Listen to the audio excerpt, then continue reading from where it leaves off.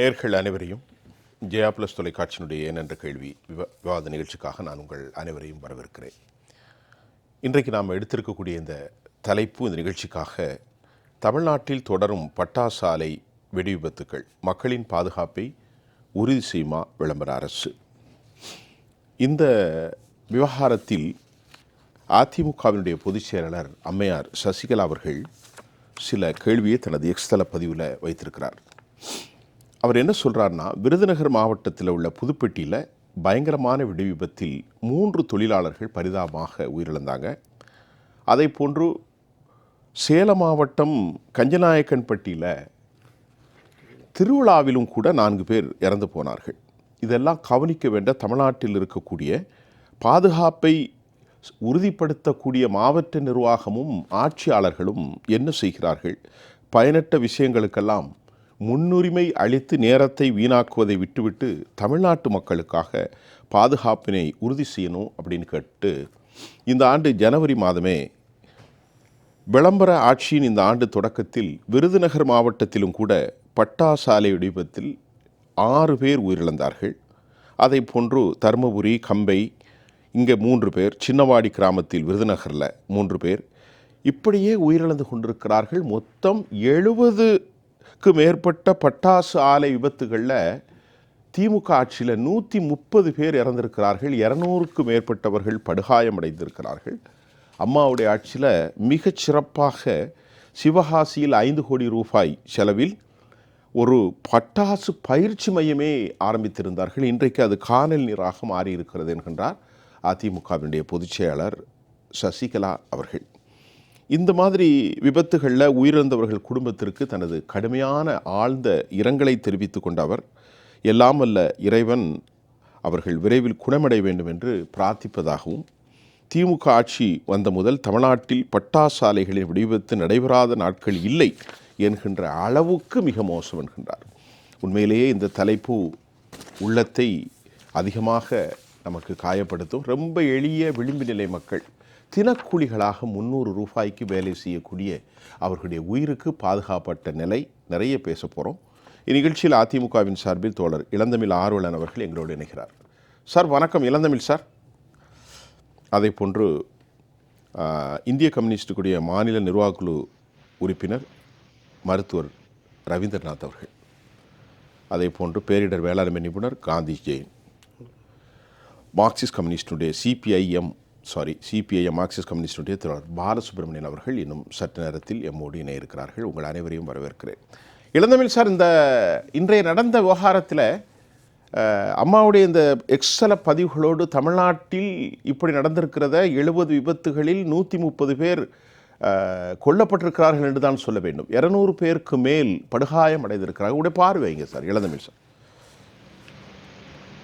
அனைத்து இந்திய அண்ணா திராவிட முன்னேற்ற கழகத்தின் பொதுச் செயலாளர் புரட்சி அம்மா அவர்கள்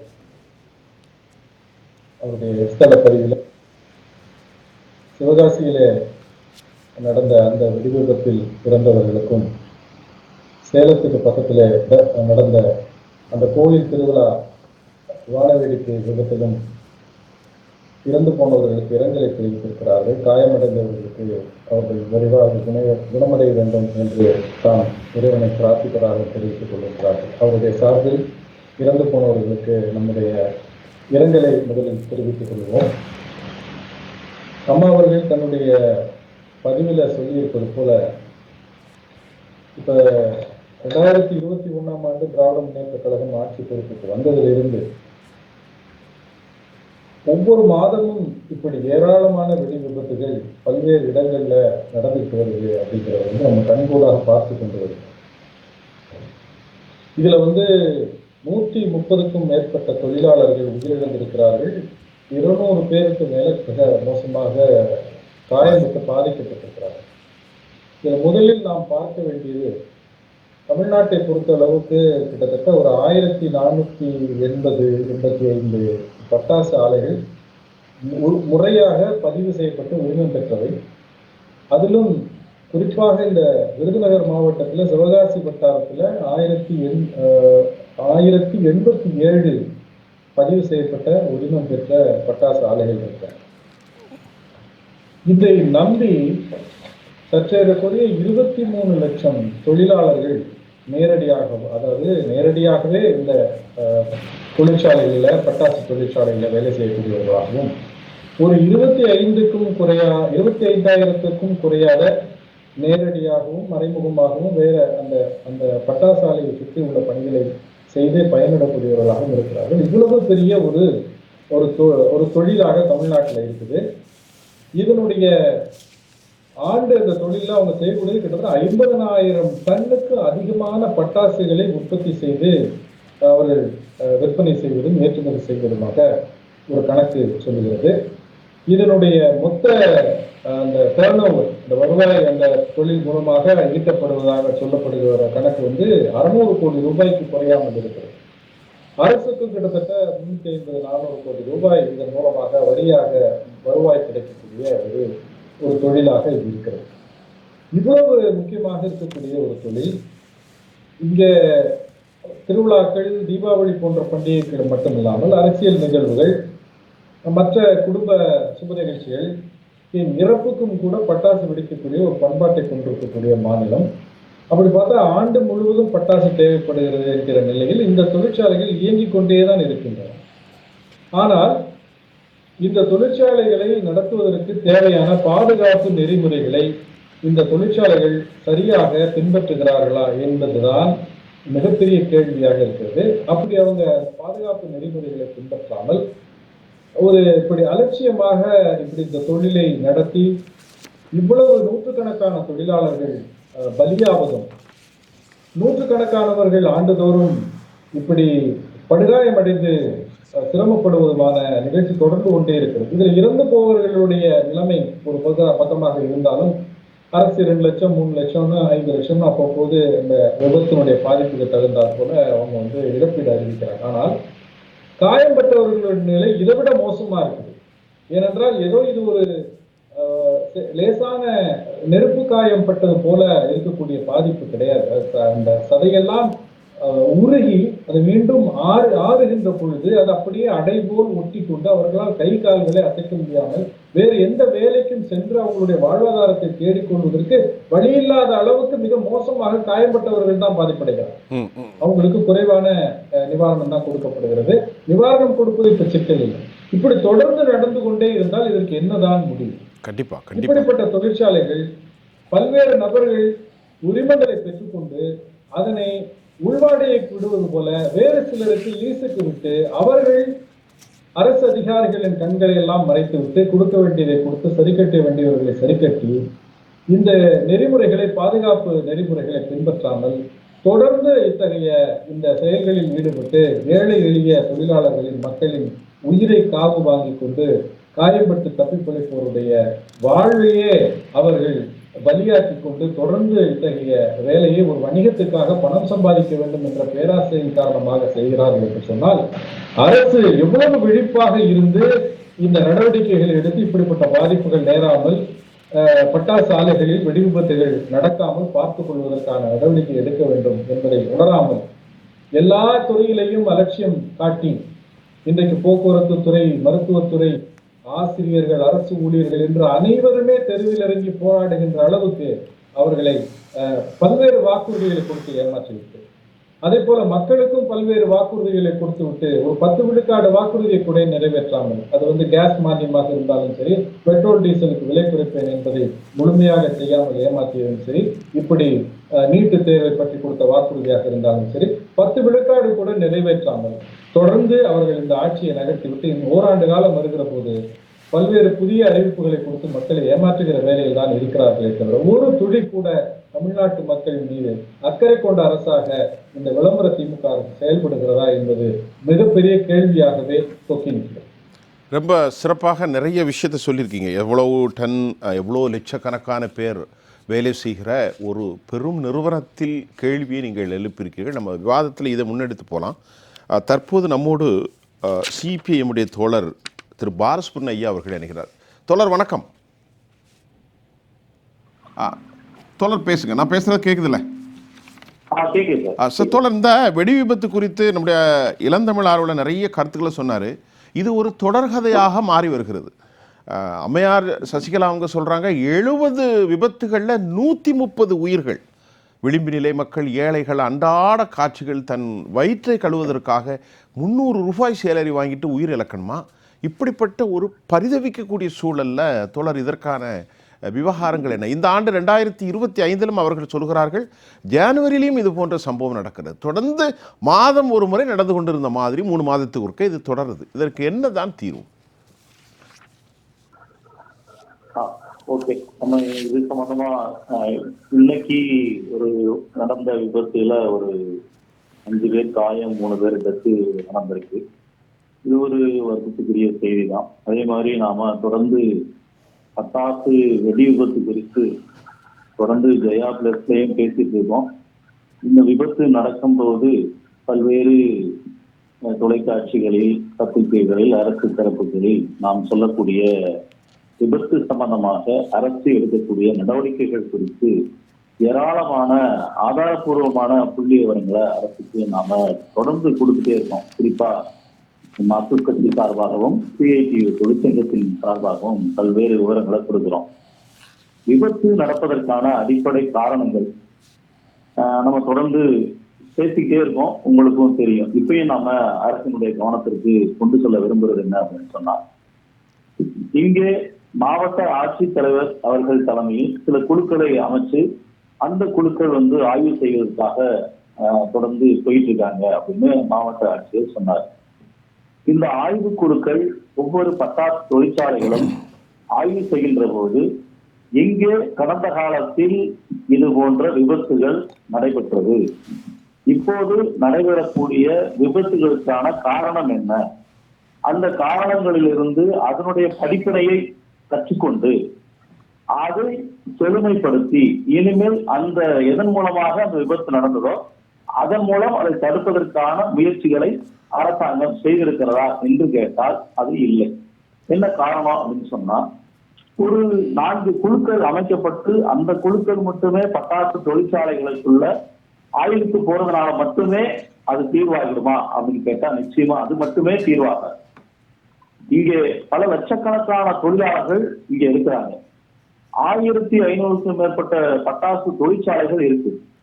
இது இந்த தொழிற்சாலையை பொறுத்தளவுக்கு ஒரு காலையில வேலைக்கு போனா சாயந்தரம் வீடு சேர்வது ஒரு உத்தரவாதமற்ற ஒரு தொழில் தான். ஆனால் பாதுகாப்பான தொழில், அதுல எந்த மாறுபட்ட கருத்தும் கிடையாது. தொழில் பாதுகாப்பான தொழில். பாதுகாப்பான தொழிலை பாதுகாப்பாக செய்வதற்கு, உரிய விதிமுறைகளோடு செய்வதற்கு என்ன செய்ய வேண்டும், அது குறிப்பாக அரசு என்ன செய்ய வேண்டும் அப்படிங்கிறத நம்முடைய கேள்வி. அரசு என்ன செய்ய வேண்டும்? தொழிற்சாலைகளில் விதிமுறைகள் சரியாக பின்பற்றப்படுகிறதா, தொழிலாளர்களுக்கு முறையான பயிற்சி கொடுக்கப்படுகிறதா, அதே நேரத்தில் தொழிலாளர்களுக்கு உரிய முறையில் இன்னைக்கு இருக்கக்கூடிய விலைவாசி உயர்வுக்கேற்ப சம்பளம் வழங்கப்படுகிறதா, இஎஸ்ஐ பிஎஃப் திருத்தம் செய்யப்படுகிறதா, அவர்களுக்கான தொழிலாளர்களுக்கான உரிமைகள் அங்கே வழங்கப்படுகிறதா, பட்டாசு தொழிற்சாலைகளுக்குள் அவர்களுக்கான அடிப்படை தேவைகள் நிறைவேற்றப்படுகிறதா, பாதுகாப்பு வசதிகள் உறுதிப்படுத்தப்படுகிறதா, இப்படி ஏராளமான விதிமுறைகள் அரசு எக்ஸ்ப்ளோசிவ் ஆக்ட்ல ரொம்ப தெளிவா சொல்லப்பட்டிருக்கு. ஆனால் ஒரு 4 குழுக்கள் மட்டுமே இதை ஆய்வு செய்தால் மட்டுமே இந்த பட்டாசு விபத்துகளை தடுத்திட முடியும் என்று நினைப்பது எந்த வகையில் நியாயம்? இங்க நம்ம கேள்வி, நம்ம என்ன சொல்றோம் அப்படின்னு சொன்னா, இந்த குழுக்களில் அங்கீகரிக்கப்பட்ட தொழிற்சங்க அமைப்புகளை சார்ந்த தொழிற்சங்க பிரதிநிதிகளை இணைங்க அப்படின்னு நம்ம சொல்றோம். அது சட்டப்பூர்வமாக அது அரசாங்கம் அது ஏற்பதில்லை இருந்தாலும் கூட அதனுடைய விதிமுறைகளை அரசாங்கம் உருவாக்கி அங்கீகரிக்கப்பட்ட தொழிற்சங்கம் என்ற முறையில் தொழிற்சங்க பிரதிநிதிகளை உள்ளடக்கிய ஒரு குழு அப்படிங்கிற அந்த குழுவோடு சேர்ந்து இணைக்கும் போது இங்கே தவறுகள் நடக்கிறது என்பதை நம்ம சரியா சொல்ல முடியும். அது மட்டும் இல்ல, இந்த குழுக்கள் பல நேரங்களில் ஆய்வு என்ற பெயரில் தொழிற்சாலை நிறுவனங்களில் பிரிண்டம் பண்ணி ஒரு கையூட்டு பெறக்கூடிய ஒரு அவலநிலை தொடர்ந்து நடந்துட்டே இருக்கின்றது. தொழிற்சாலை தரப்புல நடக்கக்கூடிய குற்றச்சாட்டு நாங்களும் அதான் சொல்றோம். அப்போ இந்த கையூட்டு பெறக்கூடிய இந்த அவலநிலையை சரி செய்வதற்கான முயற்சியை தமிழ்நாடு அரசு செய்கிறதா என்பது இந்த மாவட்ட நிர்வாகம் செய்கிறதா என்று கேட்டால், கடந்த கால விபத்துகளிலிருந்து இந்த விபத்துகளை தடுப்பதற்கு மாவட்ட ஆட்சியர் நிர்வாகம் போதுமான அக்கறை செலுத்தவில்லை என்பதுதான் கவலைக்குரிய வருத்தத்துக்குரிய ஒரு செய்தி.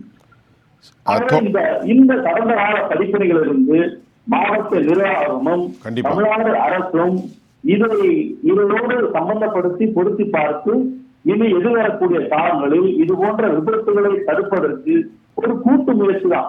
உற்பத்தியாளர்கள், தொழிலாளர்கள், அரசு, தொழிற்சங்க பிரதிநிதிகள் இதெல்லாம் சேர்ந்து உள்ளடக்கிய ஒரு விஷயம்.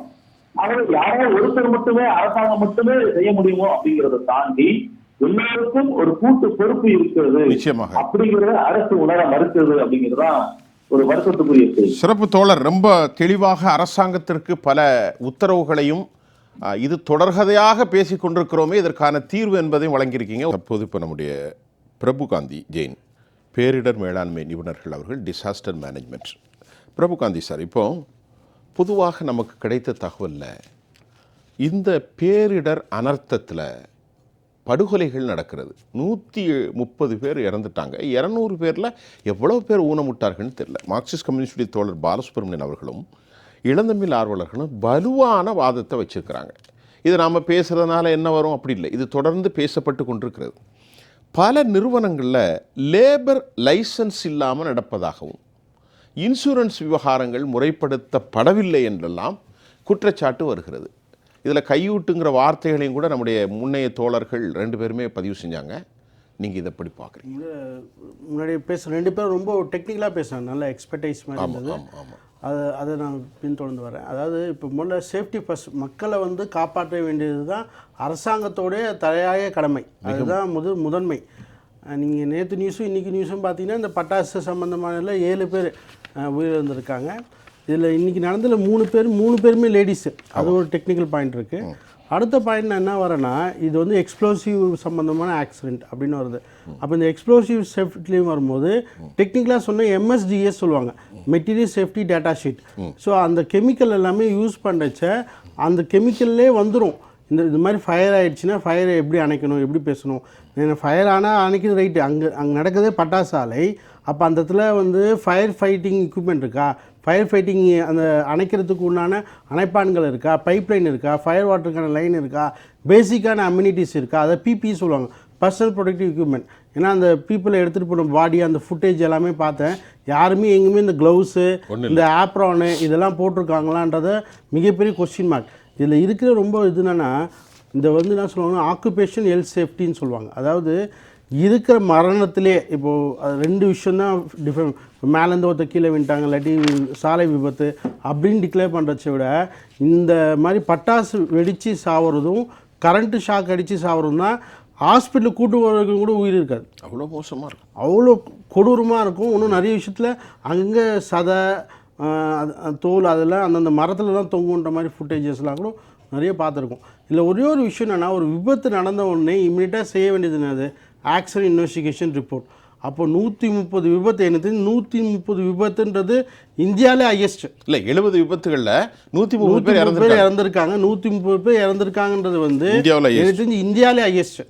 அப்போ இதுக்கு பார்க்கணும். இப்போது ஃபார் எக்ஸாம்பிள் தமிழ்நாடு அரசாங்கத்தால் இப்போது ஸ்பேஸுக்கு சம்மந்தமாக ஒரு பாலிசி ரிலீஸ் பண்ண முடியுதில்ல. அப்போது ஏன் இது மாதிரி பட்டாசு ஆலைக்குன்னு பண்ணக்கூடிய, ஏன்னா சிவகாசி வந்து குட்டி ஜப்பான்ற மாதிரி, ப்ளஸ் இதில் வர்த்தகமும் இருக்குது. நம்ம ஆல்ரெடி இதே விவாதத்தில் ஒரு 12 வாட்டிக்கு மேலே டிஸ்கஸ் பண்ணியிருக்கோம். பட்டாசு ஆலைக்குன்னு ஏன் தனியாக சிப்கார்ட் போடக்கூடாது? ஏன்னா திருப்பி சொல்ல, அதில் தான் வந்து கவர்மெண்ட்டால் மட்டும்தான் ஒரு சேஃபான ப்ரொடெக்ஷன். நான் சொல்கிறேன் பார்த்தீங்களா, அந்த hydrant line, fire extinguisher. Fire extinguisher different type of fire extinguisher இருக்குது. வாட்டர், இப்போது நீங்கள் கெமிக்கல் ஃபயர் ஆகும்போது வாட்டரை வச்சு நீங்கள் அணைச்சிங்கன்னா அது இன்னும் கொஞ்சம் ஃபயர் அதிகமாகிறதுக்கும் சான்சஸ் இருக்குது. அதில் ட்ரை கெமிக்கல் பவுடர்னு சொல்லுவாங்க. அந்த மாதிரியான விஷயங்களை வச்சு தான் அணைக்கணுன்ற மாதிரி ப்ரொசீஜர் இருக்குது. ஒன்று பர்டிகுலர் நீங்கள் அந்த புதுப்பட்டினம் விருதுநகர் இதில் 200 பேருக்கு மேலே வேலை செய்கிறேன்றாங்க. 200 பேருக்கு மேலே வேலை செஞ்சால் நான் சேஃப்டி இன்ஜினியரும் கூட. அதாவது பிரபு சார், இன்னைக்கு நடந்த இதில் தான் 200 பேர் வேலை பார்க்குறாங்க, லேபர்ஸ் வேலை வேலை செய்கிறாங்கன்னா எனக்கு தெரிஞ்சு 75 லேபருக்கு ஒரு சேஃப்டி இன்ஜினியர் இருக்கணும்னு நார்ம்ஸ் இருக்குது. அப்போ 200 பேர் வேலை செய்யும், அட்லீஸ்ட் 3 பேர் இருக்கணும்ல. அந்த சேஃப்டி இன்ஜினியர் ஒர்க் என்னென்னா, டெய்லி காலையில் வேலை செய்கிறச்ச அந்த மாதிரி விஷயம் பண்ணிச்சு, இது மாதிரி உராய நினைஞ்சால் அந்த விபத்துலேருந்து எப்படி தப்பிக்கலாம், எப்படி பண்ணணும், அது மாதிரி ட்ரைனிங் கொடுக்குறது தான் வந்து சேஃப்டி இன்ஜினியரோட வேலை. இல்லை இன்னொரு பாயிண்ட் சார், நீங்கள் கரெக்டான கேள்வி கேட்டீங்க. இப்போது ஃபேக்ட்ரிக்கு லைசன்ஸ் இருக்க முதல் கேள்வி கேட்குற மாதிரி லேபர் லைசன்ஸ் ஒன்று கொடுத்துடணும். Labour licence mandatory. Labour licence இல்லாமல் ஃபேக்ட்ரி எப்படி இயங்குது?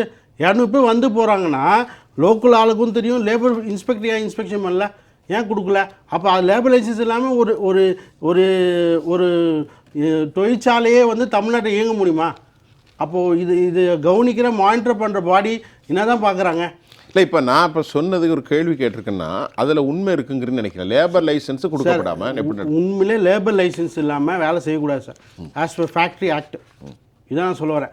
இதுவும் வந்து 200 பேர், எனக்கு தெரிஞ்சு 30 பேர் மேலே வேலை செஞ்சாலே ஃபேக்ட்ரி ஆக்ட்ஸ் கவர் ஆகும். ப்ளஸ் இது எக்ஸ்ப்ளோசிவ் ஆக்ட். எக்ஸ்ப்ளோசிவ்ன்ற போது ஹைலி அசாடஸ் ஜோன். அப்போ ஹைலி அசாடஸ் ஜோன்னா இப்போ 3 பேருக்கு இறந்ததுக்கும் நஷ்டீடு வந்து கவர்மெண்ட்டுக்கு தான் போகுது. அப்போ கவர்மெண்ட்டுக்கு தான் பொறுப்பு இருக்குது. எது யாருக்கு பொறுப்பு இருக்கோ இல்லையோ கவர்மெண்ட்டுக்கு வந்து எனக்கு பொறுப்பு இல்லைன்னு கை கழுவிட்டு போக முடியாது. ஓகேங்களா? அவங்க தானே பொறுப்பு, அதுதானே அவங்க தான் ஆட்சி. பொறுப்பு. நான் திருப்பி ஒரு விஷயம் நான் சொன்னேன், விருதுநகரோட ஆட்சியாளர் ஒரு பொறுப்பு பெரிய லெவலில் இருக்குது. ஒன்று என்ன சொல்கிறேன்னா, நம்ம கிட்டத்தட்ட 7-8 வாட்டி மேலே சொல்லிட்டோம், இது வரைக்கும் இந்த மாதிரி தீப்புண் காயங்களுக்கு உண்டான நவீன மருத்துவமனை அந்த இடத்துல இல்லவே இல்லை.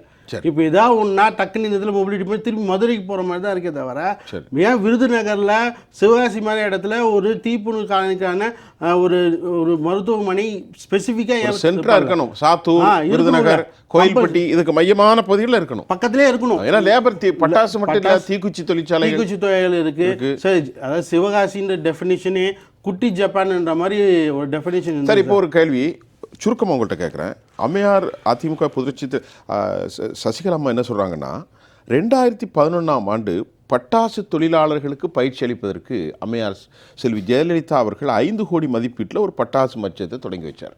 இப்போ எதற்காக அதை ஷட் டவுன் பண்ணாங்களா? அது இருந்தும் இல்லாமல் இருக்கிறது. அப்போ ஒரு அரசு, நான் கேட்குறேன், ஒரு அரசு நேரம் பார்க்காமல், காலம் பார்க்காமல், வர்ணம் பார்க்காமல் மக்களின் பாதுகாப்பைத்தானே கொண்டு வரணும். இப்போ ஏன் அதை வந்து ஒன்றும் இல்லாமல் மௌனியாக்கி வைத்திருக்கிறார்கள்? எனக்கு தெரிஞ்சு 5 கோடி ரூபாய் செலவில் லாஸ்ட் இன்சிடென்ட்லையும் இதை பற்றி தான் பேசணும். இதை ஒரு பாசிட்டிவாக எடுத்துக்கிட்டு அதை இம்மிடியட்டாக நாளைக்கே ரியோப்பன் பண்ணணுன்றேன். இப்போ கலெக்டரோட தலையாய கடமை வந்து அந்த பயிற்சி மையத்தை இம்மிடியட்டாக பண்ணணும் சார். நான் ரொம்ப சிம்பிளாக சொல்கிறேன் சார். இவ்வளோ லேபர்ஸ் உள்ளே வராங்கன்னா முதல்ல என்ன பண்ணுவாங்கன்னா சேஃப்டி இண்டக்ஷன் ப்ரோக்ராம் சொல்லுவாங்க. பொது ஜனங்களுக்கும் புரிகிற மாதிரி எல்லாருக்கும் பண்ணோன்னா, இப்போ எப்படி ஸ்கூலில் ப்ரேயர் ஆரம்பித்து கிளாஸ் ரூமுக்கு போவாங்களோ அது மாதிரி இந்த மாதிரி விஷயங்களை வேலை செய்கிறச்ச இதில் என்னென்ன அசாடு இருக்குன்றத அந்த தொழிலாளிக்கு தெரியணும். ஒரு வெறும் 300 ரூபாய் தொழிலுக்கு அவன் உயிரை பணைய வச்சு காலையில் வந்து ஈவினிங் வீட்டுக்கு போகிறதுக்கு நிலை இல்லை அப்படின்ற மாதிரி ஒரு விஷயம் நடக்குதுன்ற போது அந்த வேலையில் நடந்தால் அதுலேருந்து எப்படி மீட்டு வெளியே வர்றது, எப்படி கையாளுறது அப்படின்றத ட்ரைனிங் வந்து கம்பல்சரி கொடுக்கணும். அந்த ட்ரைனிங் கொடுக்க தவிர சேஃப்டி இன்ஜினியரே இல்லையே. இல்லை, இப்போ அதான் கேள்வி. 5 கோடி ரூபா இல்லை அன்னைக்கு, இன்னைக்கு 5 கோடி இல்லை, 2011 5 கோடினா அன்னைக்கு 50 கோடி இல்லை 20 கோடி மதிப்பு அன்னைக்கு தெரிந்து வச்சிருக்கிறாங்க அந்த மாபெரும் ஒரு ஆளுமை. ஆனால் அதை இன்றைக்கு மௌனித்து போக வைத்திருக்கிறார்கள்ங்கிறார் அதிமுகவுடைய பொதுச் செயலாளர் சசிகலா அம்மா அவங்க. இப்போ நீங்கள் ஒரு சேஃப்டி ஜோனில் இருந்து பேசுகிறதுனால உங்கள்கிட்ட அதை கேள்வி கேட்டால் நான் அடுத்தப்பல வரேன். தோழர் ரவீந்திரநாத், இப்போ அரசாங்கம் கொடுத்த வாக்குறுதிகள், நிறைய வாக்குறுதி, இந்த வாக்குறுதிகளை குறித்து இப்போ என்ன பேசப்படுது எல்லாம் இன்றைக்கு கூட தொழிலாளர்களுடைய போராட்டம், ஆசிரியர்களுடைய போராட்டத்தை தாண்டி இந்த வாக்குறுதிகளில் இவைகள் நடக்கவில்லை என்று எதிர்க்கட்சிகள் குற்றஞ்சாட்டு ஒரு பக்கம். நான் உங்கள்கிட்ட ஒரு இந்திய கம்யூனிஸ்டுடைய தோழராக கேட்குறேன். ஒரு அரசாங்கம் மக்களுக்கு கொடுக்குற வாக்குறுதி என்பது மேண்டேட், அது செயல்படுத்தி இருக்க வேண்டும்.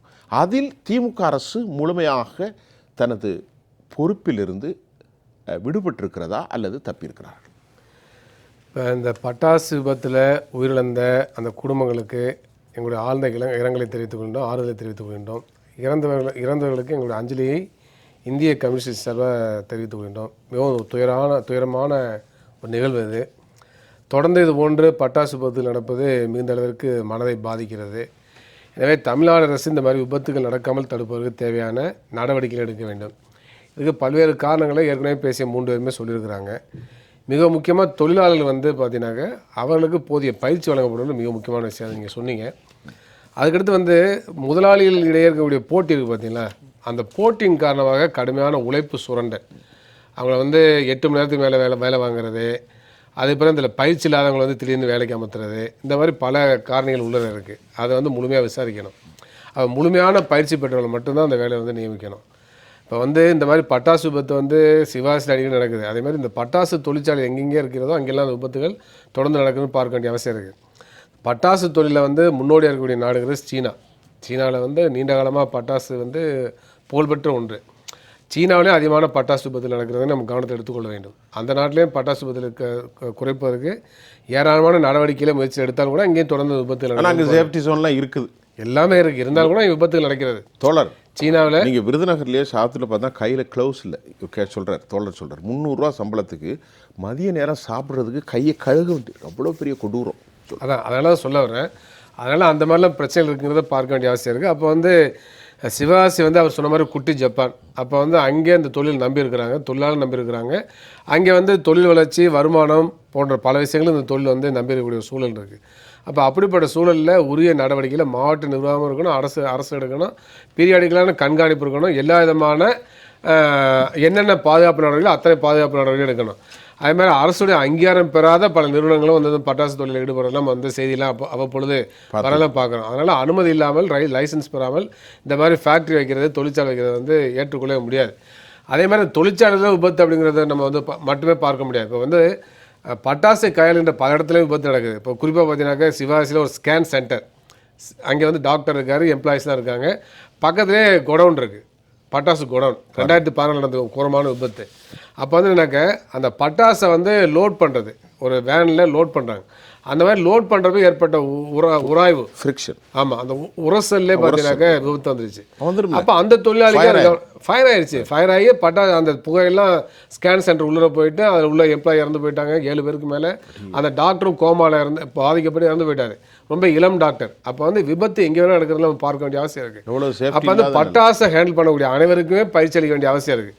அதனால் வந்து ஏதோ நம்ம வந்து ஒரு இடத்துல இன்னொரு இடத்துல லோட் பண்ணுறோம் அப்படிங்கிறது மட்டுமே அந்த பிரச்சனையை பார்க்க முடியாது. இது சாதாரண பொருள் அல்ல. அப்போ உராய்வுனால பட்டாசை வந்து லோட் பண்ணுற இடத்துல கூட விபத்து நடங்கிறது 2016 வந்து நம்ம கண்கூட பார்த்தோம் தமிழ்நாட்டில். அது நீங்கள் சொல்கிறது அரிதிலும் அரிது. இப்போ லோட் பண்ணுற இடங்க. ஆனால் இப்போ சொல்கிறது ஒட்டுமொத்த ஜோன் வரிசையாக இருக்கும். அதில் தான் இந்த அரசாங்கம், நான் உங்கள்கிட்ட கேட்குறது, கொடுத்த வாக்குறுதியை எல்லாத்தையும் கொடுத்துருக்காங்க. எல்லாவற்றிலும் ஒரு அரசாங்கம் வாக்குறுதி. தமிழ்நாடு அரசு வந்து கொடுத்த வாக்குறுதியில் காப்பாற்ற வேண்டும், மாற்றுக்கிறதே கிடையாது. குறிப்பாக பார்த்தீங்கன்னாக்க தொழிலாளர் நலத்தில் வந்து போதிய கவனம் செலுத்தப்பட வேண்டும். இப்போ குறிப்பாக வந்து பார்த்தீங்கன்னாக்க நாங்கள் பழைய ஓய்வூதிய திட்டம்னு கொண்டு வரேன்னு சொன்னாங்க. அந்த திட்டத்தை நடைமுறைப்படுத்தலை. மருத்துவத்துறையில் உள்ள பணியாளர் அனைத்தும் பணி நிரந்தரம் செய்யணும் மாண்பு அமைச்சர் மா சுப்பிரமணியன் சொன்னார். இதுவரை பணி நிரந்தரப்படுத்தப்படவில்லை. நாங்களும் நீண்ட காலமாக தொடர்ந்து போராடிட்டே இருக்கிறோம். இப்போ அந்த RCH தூய்மை பணியாளருக்கு ஆரம்ப சுகாதார நிலையத்தில் அவங்கள வந்து பல்நோக்கு மருத்துவமனை பணியாளர் மாற்றணும்னு சொன்னால் கணிசமாக மாற்றிருக்கிறாங்க. ஆனால் ஏராளமான பேர் இன்னும் மாற்றப்படவில்லை. அவங்க வந்து பார்த்தீங்கன்னா வெறும் 1200 ரூபா ஊதியம் வாங்குறாங்க. இப்போ 5000 வழங்கணும்னு சொல்லி சட்டமன்றத்தில் சொன்னாங்க ஒழிய இப்போ வந்து சம்மந்தப்பட்ட அதிகாரிகளை பார்க்குறப்ப நாங்கள் ஒன்றும் உயர்த்தலை, அதுக்கான ஜீவோ போடலன்னு சொல்லிட்டாங்க. அப்போ மிகப்பெரிய ஏமாற்றத்தில் அவங்க இருக்கிறாங்க. அதே மாதிரி தமிழ்நாட்டில் பார்த்தீங்கன்னா 36,000க்கும் மேற்பட்ட கொசு ஒழிப்பு பணியாளர் இருக்காங்க. அந்த கொசு ஒழிப்பு பணியாளர் பார்த்தீங்கன்னா நகராட்சி உள்ளாட்சி அமைப்புகள் மூலமாக நியமிக்கிறாங்க, அவங்களுக்கு ஊதியம் கொடுக்குறாங்க. ஆனால் பணி செய்ததெல்லாம் பார்த்தீங்கன்னாக்கா மருத்துவத்துறையில். ஆனால் அவங்களுக்கு குறைந்தபட்ச ஊதியம் கூட பல இடங்களில் 2017 கவர்மெண்ட்டே போட்ட ஜீவோவோட அவங்க நடைமுறைப்படுத்தல குறைந்தபட்ச ஊதியத்தில். அப்போ பல இடங்களையும் பார்த்தீங்கன்னாக்க வெவ்வேறு ஊதியம் கொடுக்குறாங்க. அதாவது தினக்கூலி அடிப்படையில் கொடுக்குறாங்க. மிக குறைவான ஊதியத்தில் வேலை செய்கிறாங்க. அப்போ மிக முக்கியமான கோரிக்கை எங்களை வந்து எங்களை வந்து மருத்துவத்துறையின் கீழே கொண்டு வாங்க கோரிக்கை வைக்கிறாங்க. அப்போ அதை செய்யணுமா இல்லையா? சம வேலைக்கு சம ஊதியம் கொடுக்கணுமா இல்லையா? அப்போ அதெல்லாம் கொடுக்கப்படலை. அவங்க 36,000 பேர் கடுமையான அதிருப்தியில் இருக்காங்க. அப்போ அது தொடர்பாக நாளைக்கு நாங்கள் ஒரு பொதுக்குழு வந்து ஈரோட்டில் ஏற்பாடு பண்ணியிருக்கோம். அது திருப்பூர் சுப்ராயன் MP அவர்கள் கலந்துக்கிறார். அப்போ எதுக்காக சொல்லணும்னா இந்த மாதிரி தொடர்ந்து பிரச்சனைகளுக்காக நாங்களும் தொடர்ந்து போராடுகின்றோம். இந்த மாதிரி டாக்டர்ஸ் மிக முக்கியமான கோரிக்கை, அதாவது ஜீவோ 354 அது வந்து ஊதிய உயர்வுக்கான ஒரு ஜீவோ டாக்டர் கலைஞர் போட்டதான். அதை வந்து அமெண்ட்மெண்ட் பண்ணி நடைமுறைப்படுத்துங்கிறதுக்காக சென்ற ஆட்சி காலத்தில் தொடர்ந்து கவர்மெண்ட் டாக்டர்ஸ் கூட்டமைப்பு உருவாக்கி போராடினாங்க. ஆனால் அந்த கோரிக்கை இதுவரை நிறைவேற்றப்படவே இல்லை. அப்போ கவர்மெண்ட் டாக்டர்ஸ் மிகப்பெரிய கடுமையான அதிருப்தியில் இருக்காங்க. அதே போலவே தான் பார்த்தீங்கன்னா ஒவ்வொரு செக்டாரில் உள்ள தொழிலாளர்கள், இப்போ ஆசிரியர்களாக இருக்கட்டும், அரசு பணியாளர் இருக்கட்டும், அவருடைய நீண்ட கால கோரிக்கை ஊதிய ஒரு கோரிக்கை வந்து நிறைவேற்றப்படவில்லை. எல்லாத்துலேயும் பார்த்தா கான்ட்ராக்டு, அவுட் சோர்சிங் இந்த மாதிரி போடுறாங்க. இப்போ டீச்சர்ஸ் கூட பார்த்தீங்கன்னா இப்போ அரசு பள்ளிகளில் அதாவது டீச்சிங்கில் இல்லாத பணியாளர் வந்து ஒப்பந்த அடிப்படையில் மட்டும்தான் போடணும், அது மேலே ஜீவோ போட்டிருக்காங்க. இதெல்லாம் அப்பட்டமான தொழிலாளி விரோத போக்காகும். அப்போ இதெல்லாம் வந்து ஏற்றுக்கொள்ள முடியாது. எனவே திராவிட முன்னேற்ற கழக அரசு கொடுத்த வாக்குறுதியில் நிறைவேற்ற என்பது மாற்றுக்கிறது கிடையாது. அதை செய்ய வேண்டும். அதுக்காக இந்திய கம்யூனிஸ்ட் தொடர்ந்து போராடுகிறது. எங்களுடைய சமூக சம்மந்த டாக்டர் சங்கமும் மருத்துவத்துறை பணியாளர் கூட்டமைப்பும் போராடுகிறது. அதில் வந்து மாற்றுக்கிறதே கிடையாது. அதே போலவே தான் இந்த பட்டாசு தொழிலில் ஈடுபடக்கூடிய தொழிலாளர் நலனையும் பாதுகாப்பதற்கு தமிழ்நாடு அரசு கூடுதல் கவனத்தை செலுத்த வேண்டும் என்பதுதான் எங்களுடைய கருத்து. இளந்தமிழ் ஆர்வலன், இப்போ நீங்கள் சொன்ன கருத்து ஒரு வலுவான கருத்து. அதற்கு மேல் பல விஷயங்கள் வந்திருக்கிறது. திமுக அரசினுடைய தொழிலாளர் விரோத நடவடிக்கை, வாக்குகளை தவறியிருக்கிறார்கள், பட்டாசு தொழிலில் 70க்கு மேற்பட்ட விபத்து இந்தியாவில் மிக அதிகம். ஆகவே இடதுசாரி தோழர்களும் சரி, சேஃப்டி ஜோனுடைய மரியாதைக்குரிய பிரபு அவர்களும் சரி இதை சொல்கிறாங்க. அதிமுகவின் சார்பில் 2ஆம் கட்டம் உங்களுடைய கருத்துக்காக நான் காத்திருக்கிறேன். இல்லை, இப்போ மரியாதைக்குரிய டாக்டர் ரவீந்திரநாத் அவர்கள் குறிப்பிட்டதை போல நிறைய வாக்குறுதிகளை தொழிலாளர் நலன் சார்ந்த விஷயங்கள் கவனிக்கப்படாமல் விடப்பட்டிருப்பதை தாண்டி, குறிப்பாக கொரோனாவால் உயிரிழந்த மருத்துவர்கள், மருத்துவம் சார்ந்த பணியாளர்கள், நகராட்சி மற்றும் அரசு அலுவலர்கள், காவலர்கள் போன்றவர்களுக்கெல்லாம் முன்கள பணியாளர்களுடைய குடும்பத்தினருக்கு உரிய இழப்பீடு வழங்கப்படும் என்று திமுக சொன்னது. அதில் எதையாவது செய்திருக்கிறார்களா என்று நமக்கு ஏதாவது தரவு கிடைக்கிறதா என்று பார்த்தால் அப்படி எதையும் செய்யவில்லை. அதே போல தமிழ்நாடு பூராவும் இந்த மருத்துவத்துறை சார்ந்த விஷயமா இருக்கிறதுனால நான் சொல்றேன், நம்ம பிரபுகாந்தி அவர்கள் கூட சொன்னார்கள், தொடர்ந்து சிவகாசி பகுதியில, விருதுநகர் மாவட்டத்துல இந்த மாதிரியான பட்டாசு தொழிற்சாலையில் வெடி விபத்துகள் நடக்கிறதுனால அங்க ஒரு அந்த தீக்காயங்களுக்கான ஒரு மல்டி ஸ்பெஷாலிட்டி, அந்த ஸ்பெஷாலிட்டிக்கான மருத்துவமனை ஏன் அரசு திட்டமிட மறுக்கிறது, இதை உடனடியாக செய்ய வேண்டும் என்பதை சொல்லி இருக்கிறார். திமுக வாக்குறுதியில கூட ஏராளமான புதிய மருத்துவமனைகளை உருவாக்குவோம், உயர் சிறப்பு மருத்துவமனை, மல்டி ஸ்பெஷாலிட்டி ஹாஸ்பிட்டல்.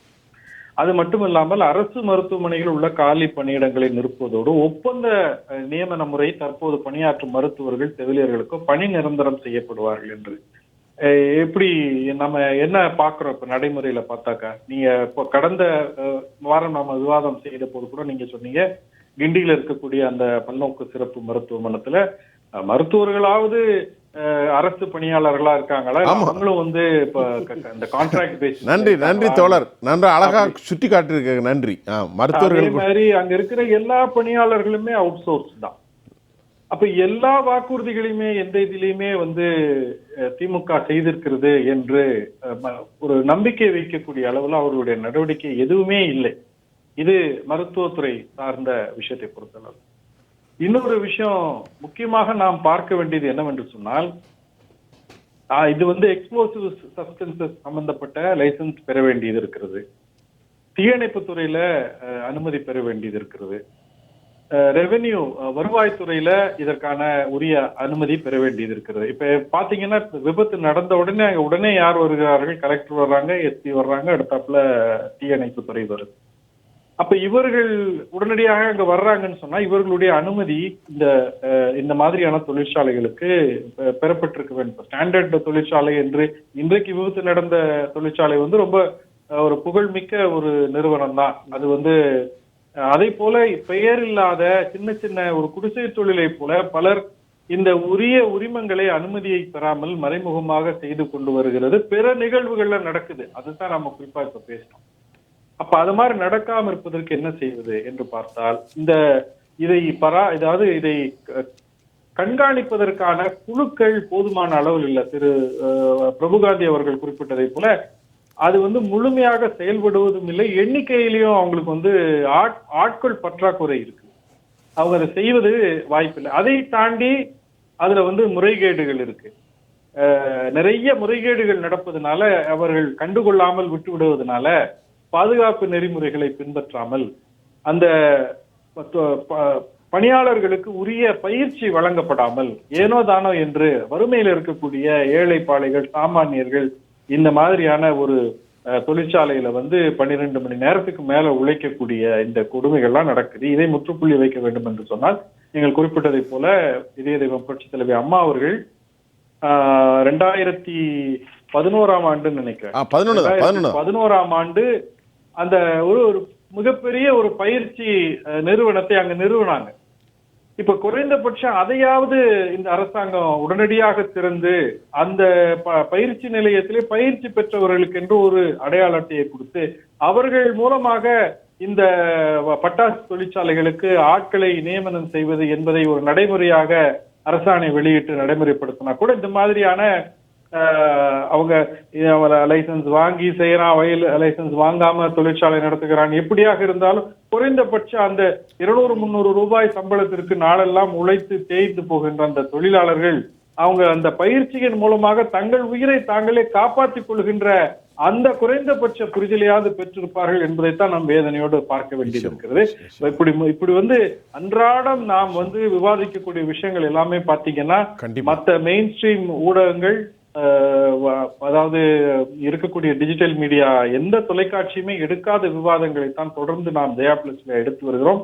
புரட்சி தாய் சின்னம்மா அவர்கள் மக்களினுடைய மிக முக்கியமான பிரச்சனைகளை தொட்டுத்தான் தன்னுடைய அறிக்கைகளையும் எக்ஸ்தல பதிவில் இருக்கக்கூடிய அந்த பதிவுகளாக இருந்தாலும் நேர்காணல்கள்ல அவர்கள் குறிப்பிட்டு சொல்லக்கூடிய விஷயங்கள் எதுவாக இருந்தாலும் அது இந்த அரசாங்கம் செய்யக்கூடிய எல்லா தவறுகளையும், போக்குவரத்து துறையாக இருந்தாலும், கல்வித்துறையிலாக இருந்தாலும், உயர்கல்வித்துறையில இருந்தாலும், அரசு செய்யக்கூடிய எல்லா விஷயத்தையும் அவங்க குறிப்பிட்டுட்டு வர்றாங்க. இதை நாம் தான் விவாதித்து வருகிறோம். மற்ற ஊடகங்கள் செய்கிறார்களா இல்லையா என்பதை நாம் மீண்டும் மீண்டும் வேதனையோடு குறிப்பிட வேண்டியிருக்கிறது. பிறரை குறை சொல்ல வேண்டும் என்பது நம்முடைய நோக்கம் இல்லை என்றாலும் இந்த மாதிரியான விவாதங்களும் மக்கள் நலன் கருதிதான் செய்யப்பட வேண்டும், மக்கள் நலன் கருதிதான் இந்த மாதிரி செயல்பாடுகள் இருக்க வேண்டும் என்கின்ற அந்த ஒரு நம்பிக்கையின் அடிப்படையில், அந்த எதிர்பார்ப்பின் அடிப்படையில் தான் இதை குறிப்பிடுறோம். நாம் தொடர்ந்து மக்களுடைய பிரச்சனையை எடுத்து பேசுகிறோம். புரட்சி தாய் சின்னம்மா அவர்களும் தவறாமல் தன்னுடைய கடமையை செலுத்தி வருகிறார்கள். இந்த அறிக்கையினுடைய கடைசி வரியாக அவர்கள் சொல்லி இருப்பது, இந்த கொடுமைக்கெல்லாம் ஒரு விடுகாலம் பிறக்க வேண்டும் என்று சொன்னால் அது திமுகவினுடைய அந்த ஆட்சி மாற்றப்பட்டு மீண்டும் அனைத்து இந்திய அண்ணா திராவிட முன்னேற்ற கழகத்தினுடைய ஆட்சி புரட்சி தாய் சின்னம்மா அவர்களுடைய வழிகாட்டுதலின்படி அமைய வேண்டும் என்பதுதான் அவர்கள் சொன்ன கருத்தாக இருந்தாலும் இந்த ஆட்சி மாற்றத்திற்கு மக்கள் தயாரை கொண்டிருக்கிறார்கள். ஒட்டுமொத்தமாக தமிழ்நாட்டு மக்கள் ஏமாற்றத்தில் இருக்கிறார்கள் என்பதை மட்டும் நான் பதிவு செய்கிறேன். இளந்தமிழ் சார், எமது ஜெயா பிளஸ் தொலைக்காட்சி குழுமத்தின் சார்பில் உளப்பூர்வமான நன்றி உங்களுக்கு நான் சொல்ல கடமைப்பட்டிருக்கிறேன். காரணம், எமது குழுமம் நீதியோடும் ஒரு நியாயமற்ற விவகாரங்களை பேசாமல் மக்களுடைய அடிப்படை ஆதாரங்களை தொடர்ந்து பேசுகிறோம். அந்த அடிப்படையில் ஒரு சிறிய எளிய நிலையில் இருக்கக்கூடிய ஒரு ஊழியனாக நான் எங்களுடைய தொலைக்காட்சிக்காக தொடர்ந்து பேசுவதற்கு சொன்ன உங்களுக்காக உளப்பூர்வமான நன்றியை எமது தொலைக்காட்சியின் சார்பில் தெரிவித்துக் கொள்கிறேன். வணக்கம், ரொம்ப நன்றி சார்.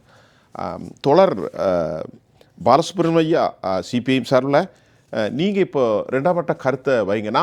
உங்கள்கிட்ட நான் வைக்கக்கூடிய விவகாரம் என்னென்னா, தொடர்ந்து நாங்கள் பேசுகிறோம், மரணங்கள் தொடர்கிறது. இது இப்படி இன்னொரு சில மாதம் கழித்து மறுபடி குண்டு வெடிப்பு, அதாவது பட்டாசு வெடிப்பு நடக்கிறது. இதற்கு என்னதான் தீர்வு, அதை மட்டும் சொல்லுங்கள். தொழிலாளர் நல விரோதமான நடவடிக்கை, மனித சமூக விரோதமான நடவடிக்கை, எப்படி பார்க்கிறீங்க? நிரந்தரமான தீர்வு அப்படிங்கிறது அரசு கையில தான் 100% இருக்கு. அரசு செய்ய வேண்டிய கடமைகள் ஏராளம் இருக்கு, 1-2 இல்லை, நிறைய இருக்கு.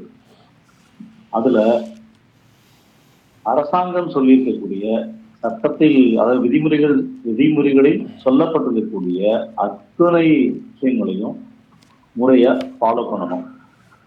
இதெல்லாம் ஃபாலோ பண்ணப்படுதா அப்படிங்கிறதுதான் இதனுடைய கேள்வி. இந்த விபத்துகள்லாம் நடப்பதற்கு இங்கிருந்துதான் தோன்றுது. இப்ப சரி செய்ய வேண்டிய பொறுப்பு அரசாங்கத்திற்கு உண்டு, அங்கிருந்து துவங்க வேண்டியது. ஏன்னா நம்ம தொடர்ந்து ஜெயா பிளஸ்லையும் நம்ம இந்த டிவி தொலைக்காட்சிகள்ல விவாதிச்சுட்டே இருக்கிறோம், ஒவ்வொரு ஆண்டும் நடைபெறக்கூடிய விபத்துகள் குறித்து. அதாவது 2024 47 பேர் உயிர் பலி நடந்திருக்கு, 12 விபத்து நடந்திருக்கு. 2024 12 விபத்துகள், 47 பேர் உயிர் பலி. அதுக்கு முன்னாடி ஒவ்வொரு டேட்டாவும் இருக்கு. நான் என்ன சொல்றேன்னா, 24 12 விபத்து நடந்திருக்கு. ஏன் நடந்திருக்கு, எதனால் நடந்தது, எந்த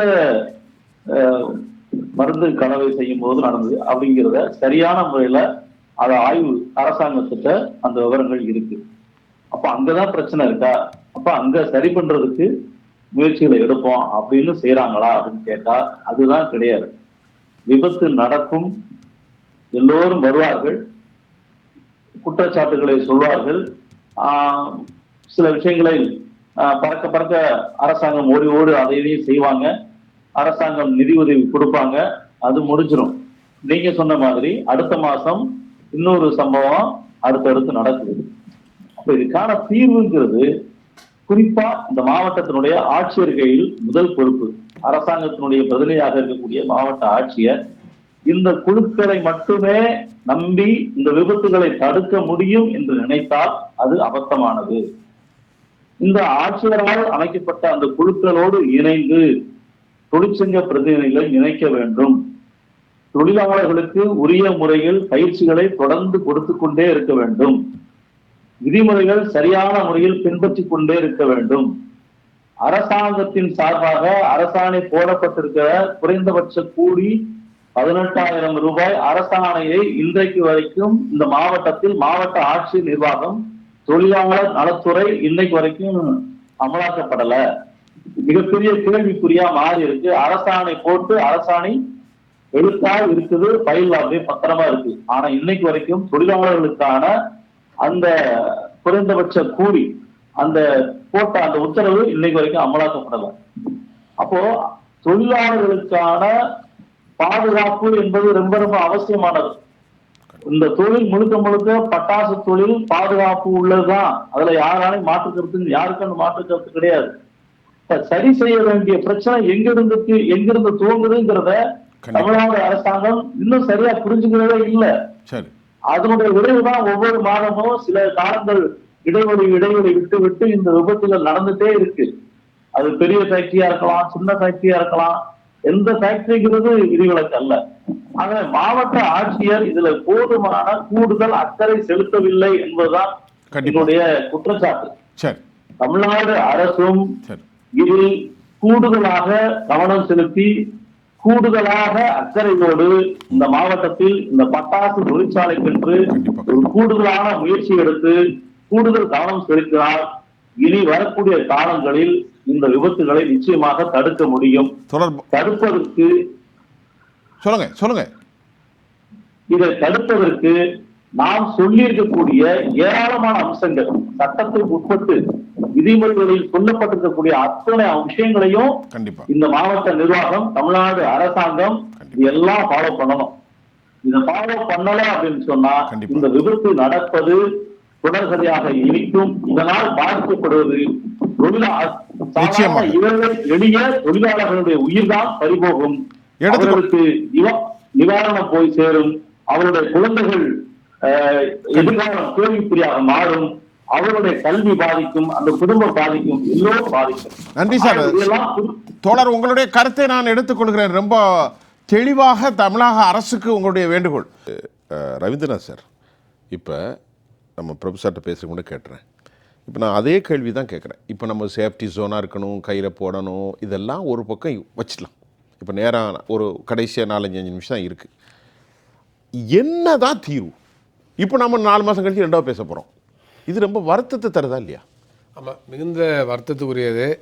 அதனால் திரும்ப சொல்ல வேண்டியது எனக்கு அரசுடைய கடமை ஏராளமாக இருக்குது. அரசு தான் அதை கண்காணிக்கும். அரசு தான் அதை ஏற்படக்கூடிய விபத்தை முழுமையாக தடுப்பதற்கு நடவடிக்கை எடுக்க முடியும். இப்போ கீழே இருக்கக்கூடிய ஏராளமான முறைகேடுகள், லஞ்ச லாவணி இருக்குல்ல, கீழே அடிமட்டத்தில், அது ஒரு முக்கியமான காரணம். என்னென்னா அவங்க லைசன்ஸ் கொடுக்குறதுல பல இடத்துல காசை கொடுத்துட்றாங்க. அது மாதிரி கண்காணிப்பு போகிறவங்கள்ட்ட காசை கொடுத்துட்றாங்க. அவங்க முறையாக கண்காணிக்கிறதில்ல. பயிற்சி இல்லாத தொழிலாளர் பயன்படுத்துகிறாங்க. அப்போ கண்காணிப்பு போகிறவங்க அதை கண்டுக்கிறது இல்லை. இந்த மாதிரி ஏராளமான சிக்கல் அடிமட்டத்தில் இருக்குது. நான் ஏற்கனவே சொன்ன மாதிரி அனுமதி பெறாத நிறுவனங்கள், அங்கங்கே சின்ன சின்ன நிறுவனங்கள் அதெல்லாம் இருக்குது. அப்போ இந்த மாதிரியான ஏராளமான பிரச்சனை இருக்கிறப்ப நீங்கள் இந்த ஊழல் முறைகேட்டை ஒழிக்கலைன்னா அதை முழுமையாக சரி பண்ண முடியாது. அப்போ இதை யார் செய்ய முடியும்? அரசு தான் செய்ய முடியும். அப்போ இதில் இந்த சிக்கல் நிற்கிறதுனால தான் இந்த பிரச்சனை நிற்கிறதுன்னு பார்க்க வேண்டிய அவசியம் இருக்குது.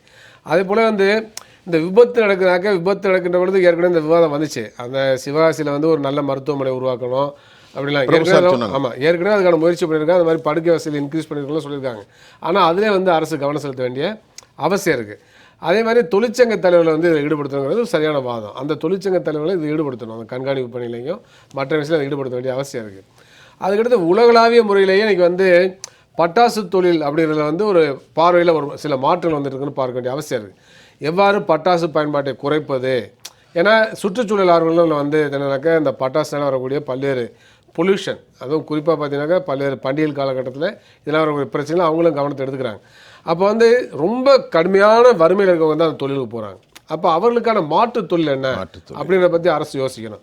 இப்போ சிவாசியில் இருக்கக்கூடிய சாதாரண கிராமப்புற மக்கள், குறிப்பாக பெண்கள் வந்து பார்த்தீங்கன்னாக்க 300 ரூபா தினக்கூலி போகிறாங்க, 12 மணி நேரம் வேலை பார்க்குறாங்க. தீப்பெட்டி தொழிற்சாலையும் இருக்கு. அதான் சொல்ல, அப்போ வந்து கடுமையான உழைப்பு சுரண்ட, அப்போ ஆபத்தான தொழிலாக இருக்குது. அப்போ இதுக்கு வந்து மாற்றாக அவர்கள் என்ன மாற்று தொழில் கொடுக்கலாம் அப்படின்ற பற்றி அரசு பரிசீலிக்க வேண்டிய அவசியம் இருக்குது. அப்போ இதெல்லாம் வந்து ஒரு தொலைநோக்கு பார்வையோடு செய்யணும். அதனால் பட்டாசு தொழிலை ஒழிக்க வேண்டும் நம்ம நோக்கம் இல்லை, பட்டாசு தொழில் வந்து பாதுகாக்கப்பட வேண்டும். ஆனால் அதே சமயத்தில் தொலைநோக்கு பார்வை அவசியம். அப்போ வந்து ஒரு மாற்று என்ன, அந்த தொழிலாளிகளுக்கு மாற்று என்ன அப்படிங்கிறது பார்க்க வேண்டிய அவசியம் இருக்குது. தோழர், ஒரு கேள்வி. 12 மணி நேரம் ஒர்க் பண்ணி கந்தக குவியல்களோட 300 ரூபா 400 ரூபா பிரபு, இது எவ்வளவு பெரிய சார் ஒரு டிஸ்கிரிமினேஷன். அப்போ அந்த அளவுக்கு கிராமப்புற வறுமை இருக்குன்னு அர்த்தம் சார். கிராமப்புறத்தில் மிகப்பெரிய அளவுக்கு வேலையில்லா திண்டாட்டம் இருக்குது. கிராமப்புற பாட்டாளி மத்தியில் கூடிய வேலையில்லா திண்டாட்டம் மிக முக்கியமான காரணம். அப்போ இதற்கெல்லாம் மாற்றம் வந்து அரசு சிந்திக்க வேண்டிய அவசியம் இருக்குது. அப்போ அந்த மாற்றம் உருவாக்கணும். அதே போல் இந்த 100 நாள் வேலை திட்டம் இருக்குது பார்த்தீங்களா, மகாத்மா காந்தி தேசிய ஊரக வேலைவாய்ப்பு திட்டம், அந்த எண்ணிக்கை வந்து அதிகப்படுத்தலாம். அதில் குறைந்தபட்சம் அந்த குறைந்தபட்சம் 120ல பல கமிஷன் வச்சுட்டு 85 ரூபா கொடுக்குறான். என்ன நடக்குது இந்த நாட்டில்? இந்த அரசாங்கம் என்ன செய்யுது? இல்லை, தமிழ்நாட்டுக்கு வர வேண்டிய நிதியை மத்திய அரசு கொடுக்க மாட்டேங்குது. கிட்டத்தட்ட 2000 கோடி ரூபாய்க்கு மேலே பாக்கி இருக்குது. அதுவும் ஊழல் தான், முறைகேடு தான். ஆனால் நாங்கள் வந்து என்ன சொல்கிறோம்னா, அந்த 100 நாளை 200 நாளாக மாற்றணும், குறைந்தபட்ச ஊதியத்தை குறைந்தபட்சம் 750 ரூபாய் மாற்றணும். அப்பெல்லாம் செய்கின்ற பொழுது அது ஒரு மாற்றாக இருக்குங்கிறத நம்ம வந்து பார்க்க வேண்டிய அவசியம். நீங்கள் சொன்னீங்க அதே மாதிரி இந்த தொழிலில் நவீன அறிவியல் தொழில்நுட்பத்தை நம்ம வந்து கொண்டு வர வேண்டிய அவசியம் இருக்குது. சரி, அது ரொம்ப அழகான கருத்துக்களை வச்சுட்டாங்க. நேரம் கருத்து கொஞ்சம் சுருக்கிட்டேன். உண்மையிலே பாலசுப்ரமணியன் சார் சொன்ன அதை ஓப்பனாக சொன்னால் தொழிலாளர்கள் சார்பாக பேசுகிறாங்க. ஆமாம். இப்போ டெக்னிக்கலாக ஓப்பனாகவே சொல்கிறேன், விருதுநகரோட IAS IPS ஆஃபீஸர் ஃபாலோ பண்ணுற வேர்ட்ஸ் சொல்கிறேன். முதல்ல நாளைக்கு அந்த ஸ்கில் டெவலப்மெண்ட் ப்ரோக்ராமை ஓப்பன் பண்ணுங்கள். First point, compulsory regular safety auditing பண்ணணும். அது நீங்கள் பண்ணுறீங்களா இல்லையா? அதுமாதிரி பண்ணியிருந்தால் இந்த மாதிரி விபத்தை கண்டிப்பாக இருக்கலாமே. ஃபேக்ட்ஸ் அண்ட் ஃபிகர்ஸ் எடுக்கணும். அன்சேஃப் ஆக்ட்னா என்ன, அன்சேஃப் கண்டிஷனாக என்ன, அது ரூட் காஸ் அனலைசிஸ் கண்டுபிடிங்க. அதோட ரூட் காஸை கண்டுபிடிச்சா அதை கண்ட்ரோல் பண்ணுறதுக்கு வந்து இன்ஜினியரிங் கண்ட்ரோல் சொல்லுவாங்க. அதுதான் சொல்கிறேன், இந்த ஃபயர் ஹைட்ரண்ட்டு, ஸ்மோக் டிடெக்டரு, ஆட்டோமேஷன் எவ்வளோ இருக்குது. ஒரு ஃபயர் வந்து சின்ன ஃபயர்லேருந்து ஃபயர் ஆகிறதுக்கு எனக்கு தெரிஞ்சு குறைஞ்சி 20 மினிட்ஸ் ஆகும்.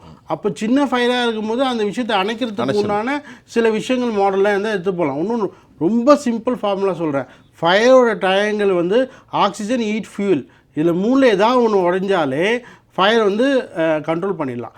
இது அங்கே வேலை செய்கிற தொழிலாளிக்கு தெரியுமா? இதுதான் ஃபர்ஸ்ட் பாயிண்ட். இது மாதிரியான அவேர்னஸ் ப்ரோக்ராம் பெரிய லெவலில் கண்டக்ட் பண்ணணும். இன்னும் திருப்பி சொல்கிறது வந்து லேபருக்கு உண்டான உரிமைகள், அடிப்படை உரிமை, அவனோட லைசன்ஸ், அவனோட இன்சூரன்ஸ், அவனோட ஸ்டாச்சுட்டரி ரிக்வயர்மெண்ட், இது எல்லாமே கம்பல்சரி ஃபுல்ஃபில் ஆயிடுச்சா இல்லையா, இது எல்லாமே சேஃப்டி ஆடிட்டிங்கில் வந்துடும். 300 பேர் லேபர் வேலை செய்கிற பெரிய கம்பெனிலே ஒரு சேஃப்டி இன்ஜினியர் இல்லைன்னா 30-40 பேர் வேலை செய்கிற இடத்துல எங்கே சேஃப்டி இன்ஜினியர் இருக்க போகிறாங்க? இதுதான் பாயிண்ட். தேர்ட் பாயிண்ட் வந்து உண்மையிலே இளந்தமிழ் சார் சொன்ன பாயிண்ட் ரொம்பவும் யோசிக்கணும். ஏன்னா 130 பேர் வரணும், 200 பேர் வந்து டிசபிலிட்டி. இப்போ நம்ம கைக்கு 10 விரல் இருக்குங்க, இல்லை 2 விரல் போயிடுச்சுன்னா இந்த 8 விரல் வச்சு எந்த வேலையுமே கிடைக்காது, செய்ய முடியாது, எந்த வேலைக்குமே போக முடியாது, எங்கேயுமே கிடையாது. 300 ரூபாய் சம்பளம் வாங்கிறதுக்கு கூட தகுதியற்றவனாக ஆயிடுறான். அப்போ அவனுக்கு உண்டான ஆல்டர்னேட்டிவ் வாழ்வாதாரம், அவனுக்கு உண்டான ரெமிடிஸை வந்து கண்டிப்பாக கவர்மெண்ட் ஒரு ஸ்டெப் எடுக்கணும். நேர்களே, இன்றைக்கு ஒரு சம்பவத்தை சொல்லி முடிச்சிடுறேன். திராவிட முன்னேற்ற கழக அரசை குறைக்கணுன்ற நோக்கத்தில் நிகழ்ச்சி நடத்தப்படுவதில்லை. சென்னை அசோக் நகரில் இருந்து கோயம்பேடு வரை மெட்ரோ ரயில் பாலங்களில் கீழ் நீளமாக அரசின் சாதனைகள் வைக்கப்பட்டிருக்கிறது. ஒரு போர்டுக்கு எத்தனையோ லட்சக்கணக்கான ரூபாய், அதில் முதலமைச்சருடைய படங்களையும் கொடுத்து ஒவ்வொரு திட்டத்திற்கும் 2000 கோடி 5000 கோடி கொடுத்து வருகிறது என்றெல்லாம் சொல்கிறார்கள். இந்த நிகழ்ச்சியின் ஊடாக நாம் கேட்கிறோம், பல லட்சக்கணக்கான மக்கள் தொழிலாளர்களாக ஆண்டு முழுவதும் திருவிழாக்கள் நடக்கிறதோ இல்லையோ படுகொலைகள் நடப்பதை போன்ற ஒரு சம்பவம் விருதுநகர், சாத்தூர் இந்த பகுதிகளில் நடக்குது. இதுக்கு அரசு என்ன செய்தது? எப்படி நவீனப்படுத்துகிறது? உலகளாவிய சர்வதேச முதலீடுகளை இழுப்பதற்காக பயணிக்கும் தமிழ்நாடு முதல்வர் இந்த பாவப்பட்ட எளிய நிலை தொழிலாளர்களுக்காக அறிவியல் மயப்படுத்தப்பட்ட ஒரு புதிய டெக்னாலஜியை கொண்டு வந்து அதை நீங்கள் தட்டி போர்டாகவோ அல்லது டிஜிட்டல் போர்டாகவோ வைக்க வேண்டும் என்று மக்கள் விரும்புகிறார்கள். அப்படித்தானே? இந்த நிகழ்ச்சியில் எம்மோடு கலந்து கொண்ட தோழர் இளந்தமிழ் ஆர்வலர் அதிமுக சார்பில் அவர்களுக்கும், மருத்துவர் ரவீந்திரநாத் பேரிடர் மேலாண்மை சார்பிலே பிரபுகாந்த் ஜெயின், பாலசுப்ரமணியன், CPIM தோழர், உங்கள் அனைவருக்கும் உளப்பூர்வமான நன்றியை தெரிவித்துக் கொள்கிறேன். மீண்டும் மற்றொரு களத்தில் நான் உங்களை சந்திக்கின்றேன்.